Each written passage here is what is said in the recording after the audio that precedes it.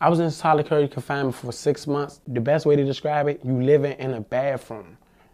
That's it, the best way to describe it. You living in a bathroom with a bed, and your desk, and your toilet.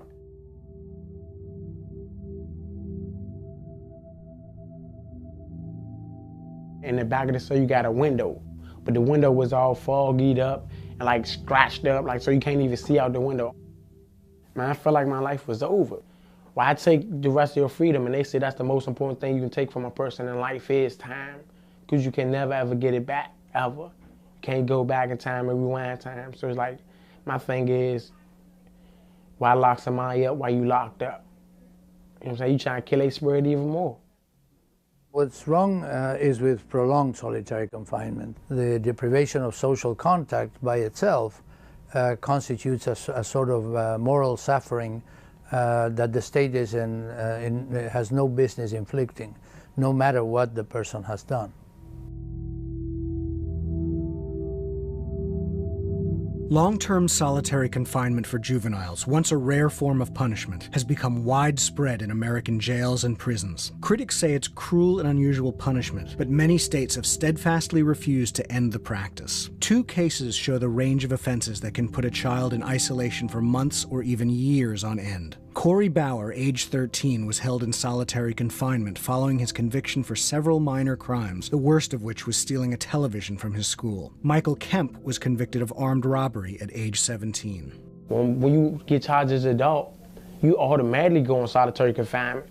And then there was just so many stories you heard when you coming up about jail and the adult side so violent, how, you know what I'm saying, people get raped in there. Then we was young, I was smaller than this. I was 150 at the most, soaking wet.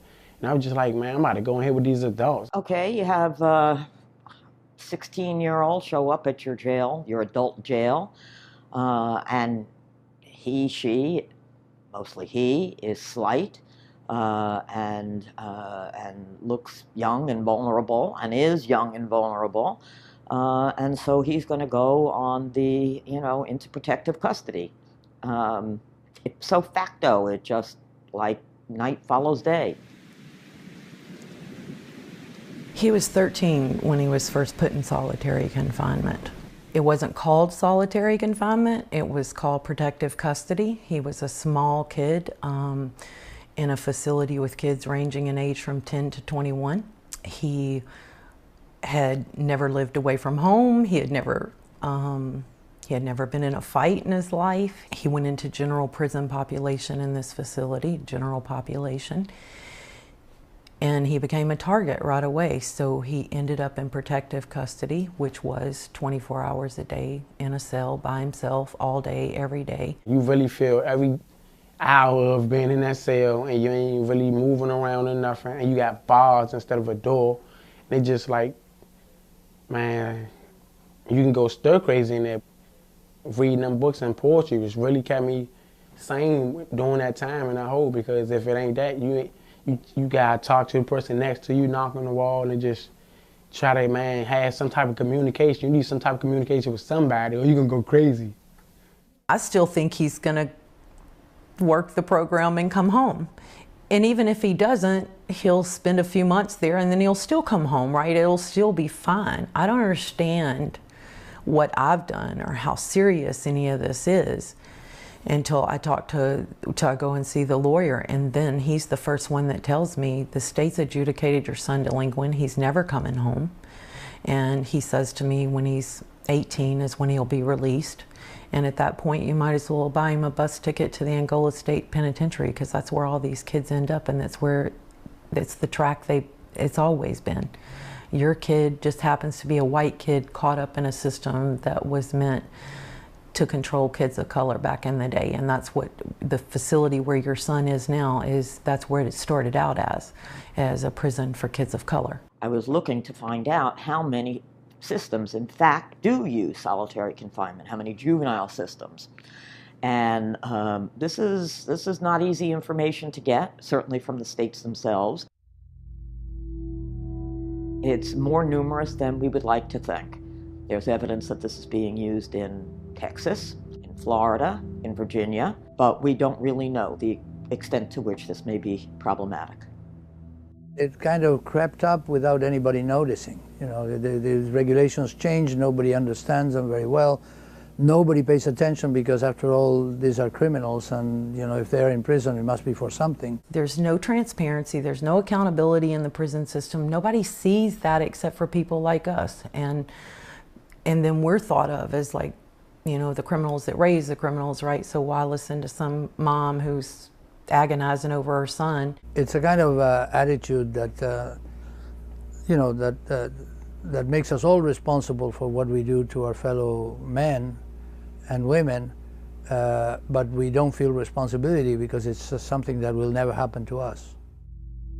Despite the lack of information about young people in solitary confinement, last year's report by the Texas Criminal Justice Coalition hints at the size and the scope of the practice. According to state records in 2012, 36,000 juveniles were held in solitary confinement in Texas for an average stay of 6 months. The most common reasons for isolation were a failure to attend school and for their own protection.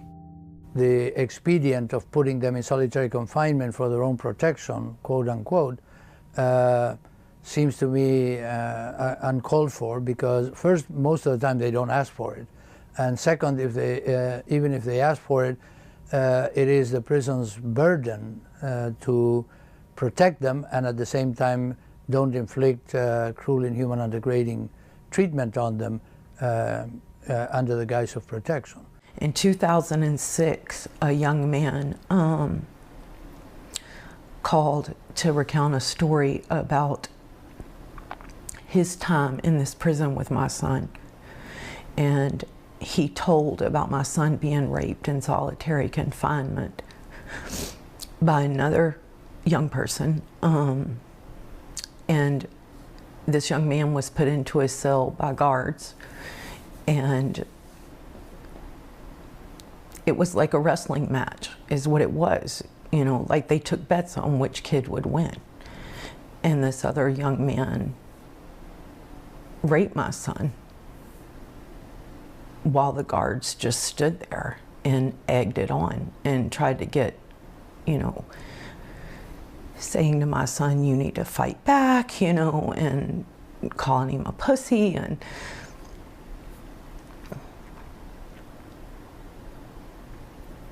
that was sort of this moment where you realize that all those things you saw and you heard over the years, you didn't escape that, and he didn't escape that. That's what happened to him, and that's why he had become so nervous and anxious and edgy and had changed from a really good kid who was grieving the loss of his grandmother into what society now labels a criminal. And the next witness to testify is Ms. Bauer. Afternoon, Chairman Scott and committee members. How I got to testify before Congress was because I was white and I looked like white legislators in Louisiana that we needed to convince to stop doing this to children. And so I got chosen as a spokesperson. We passed the Juvenile Justice Reform Act of 2003, which a lot of folks in this country call the most comprehensive piece of criminal justice reform legislation in 40 years in our country, and we literally dropped the number of kids in state secure care from 2,000 to less than 400, where it remains today.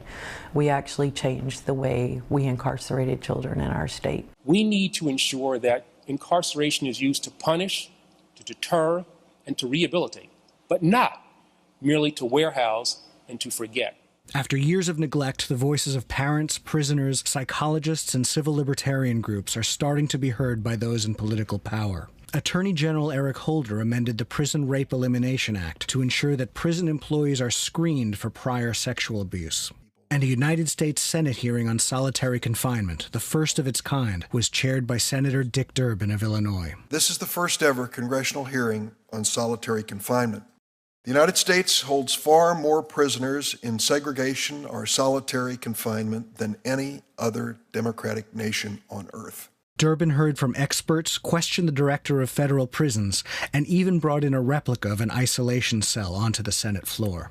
We're seeing an alarming increase in isolation for those who don't really need to be there, and for many, many vulnerable groups like immigrants, children, LGBT inmates, supposedly there for their own protection. I thought it was absolutely terrific that the Congress, and Durbin in particular, took such an interest. It has made a big difference in the field. In recent years, 7 states have either banned or restricted the use of solitary confinement for children. Despite the prohibitions, Grace Bauer believes that a permanent solution requires greater transparency behind prison walls. We have had laws in place in this country since the Juvenile Justice Delinquency and Prevention Act was passed, I believe, in 1974.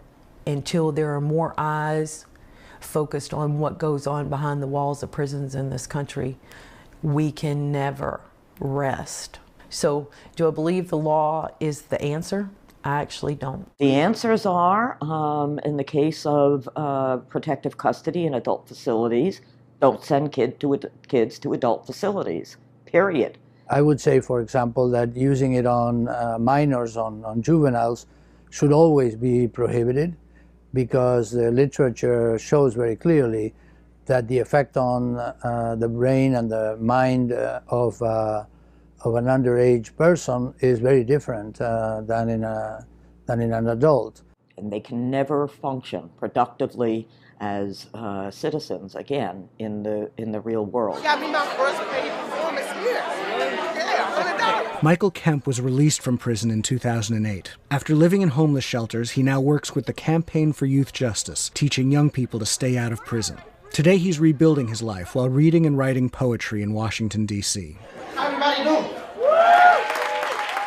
Following his release from prison, Corey Bauer struggled with drug addiction and the challenges of everyday life. Without a work history or job skills, he was finally able to find a job delivering food for a local restaurant. Until this happened. He went to the pizza place where he had been working and delivering pizzas, and he went in with a BB gun and his friend, and he held the place up, and he stole the weekend deposit bag and drove off. The police picked him up less than a mile away. He got out of the car, laid down on the ground, confessed to the entire crime, and asked for mercy for his friend. Corey is currently serving a 12-year prison sentence for his crime. Grace Bauer continues to fight for prison reform. It's not until people tell you about their child who's been in prison and what that's been like in their lives and what it's been like for their loved one that I think people that's never experienced can begin to see really what the long-term horrific consequences are of society's taste for punishment.